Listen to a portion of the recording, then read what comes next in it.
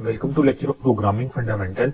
इस लेक्चर में हम फाइल हैंडलिंग के बारे में पढ़ेंगे कि C++ प्रोग्रामिंग लैंग्वेज में फाइल हैंडलिंग का क्या कॉन्सेप्ट है और हमें इसकी जरूरत क्यों पड़ती है और हम फाइल हैंडलिंग से क्या टास्क या किस तरह के टास्क जो है वो परफॉर्म करवा सकते हैं।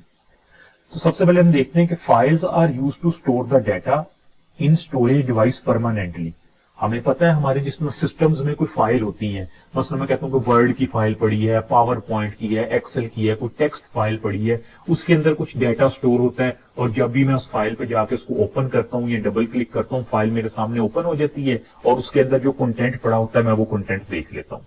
तो file handling provides a mechanism to store the output of program in file. यानी अब C++ में फाइल हैंडलिंग क्या चीज है कि हम जब कोई प्रोग्राम लिखते हैं तो उस प्रोग्राम की आउटपुट आपने देखा होगा हम कंसोल अपनी विंडो में जाके देख लेते हैं। जब उसको हम कंपाइल करके रन करवाते हैं हमारे पास आउटपुट शो हो जाती है।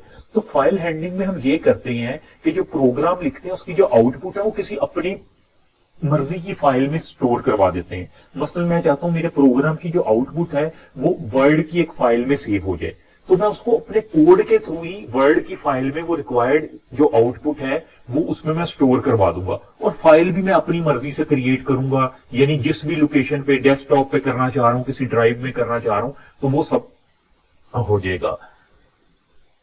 And to perform various operation on it, और उस फाइल के ऊपर मुख्तलिफ ऑपरेशन भी करवाए जा सकते हैं। मसलन उस फाइल को जो पुराना डाटा है मैं वो डिलीट करके नया डाटा उसमें रखना चाह रहा हूं, ये भी मैं कोड के थ्रू करवा सकता हूं। उस फाइल में कुछ पुराना डाटा पड़ा हुआ है, मैं चाह रहा हूं वो डाटा एज इट इज रहे और नया डाटा भी उसके अंदर आ जाए, तो इस तरह के सारे ऑपरेशंस वगैरह मैं करवा सकता हूं। इसके अलावा in file handling we can perform a following task using C++ code. कौन से टास्क परफॉर्म कर सकते हैं? मसलन फाइल क्रिएट करना, वो फाइल कोई भी हो सकती है, हम वर्ड की फाइल हो सकती है, एक्सेल की, पावर पॉइंट, टेक्स्ट फाइल, किसी भी अपनी रिक्वायरमेंट के मुताबिक फाइल क्रिएट कर सकते हैं विद हेल्प ऑफ कोड।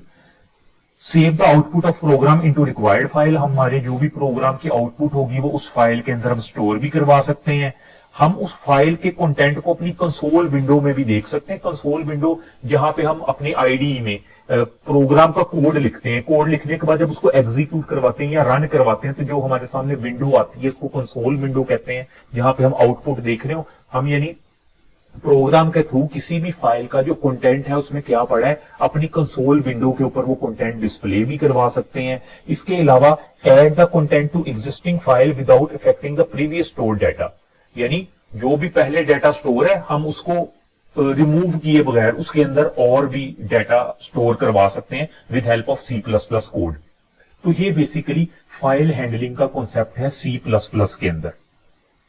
इसके अलावा जब हम फाइल हैंडलिंग करते हैं तो हमें एक fstream के नाम से एक प्री प्रोसेसर डायरेक्टिव को यूज करना पड़ता है। जिस तरह हम इंक्लूड साइन के साथ जिसको लिखते हैं हैश इंक्लूड और फिर इस तरह एंगल ब्रैकेट्स के दरमियान fstream, ये हम यूज करेंगे एज अ हेडर फाइल। और उसके बाद हम अपने प्रोग्राम के अंदर कुछ keyword of stream, if stream वगैरह का यूज करेंगे। यानी ऑफ स्ट्रीम को यूज करेंगे जब हमने कोई फाइल क्रिएट करनी हो या आउटपुट के लिए हम ऑफ स्ट्रीम को यूज करेंगे, यानी अपना फाइल क्रिएट करके कुछ डाटा उस फाइल के अंदर हमने सेंड करना हो, आउटपुट उस फाइल के अंदर हमने अपनी स्टोर करवानी हो, ऑफ स्ट्रीम यूज करेंगे। और इफ स्ट्रीम को कहां पे यूज करेंगे?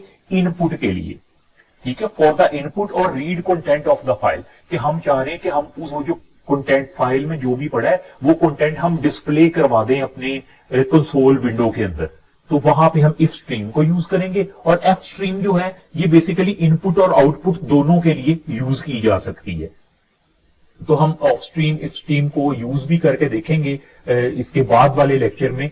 तो अभी इस लेक्चर में बस यही बताना था कि फाइल हैंडलिंग है क्या, हम इसको करते क्यों हैं, हम किस तरह से यानी फाइल को परमानेंटली क्रिएट कर सकते हैं ताकि हमारा डाटा जो है उसमें स्टोर हो जाए, फाइल की फॉर्म में स्टोर हो जाए, ताकि अगर फॉर एग्जांपल हमारा प्रोग्राम डिलीट भी हो जाएगा या हम कल को कोई नया प्रोग्राम बनाते हैं तो हम उसी फाइल के अंदर अपने नई आउटपुट भी स्टोर करवा सकते हैं और इस तरह के मल्टीपल टास्क जो है वो परफॉर्म कर सकते हैं। तो उम्मीद है आपको फाइल हैंडलिंग का कुछ कॉन्सेप्ट क्लियर हो गया होगा। तो अपने आने वाले लेक्चर में हम इसको विद एग्जाम्पल देखेंगे और फाइल्स को क्रिएट करेंगे, उसमें कुछ डाटा भी स्टोर करवाएंगे और उसके ऊपर ऑपरेशन किस तरह से हो सकते हैं उनके बारे में भी समझेंगे।